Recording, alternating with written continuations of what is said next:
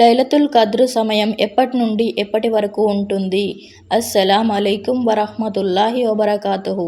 ఇమాం నబవి రహ్మతుల్లాహ్ గారు తెలియజేస్తున్నారు, లైలతుల్ ఖద్ర్ సమయం అనేది మగ్రిబ్కి స్టార్ట్ అవుతుంది, ఫజర్ సమయం వరకు ఉంటుంది అని చెప్పారు. దీని మీద పండితులందరూ ఏకాభిప్రాయంతో ఉన్నారు.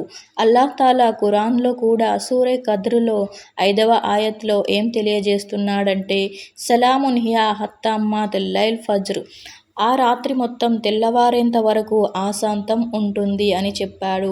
కావున దీని ద్వారా మనకి ఏమర్థమవుతుంది? మగ్రిబ్ నుండి స్టార్ట్ అవుతుంది, తెల్లవారే వరకు ఫజర్ వరకు ఉంటుంది అన్నమాట.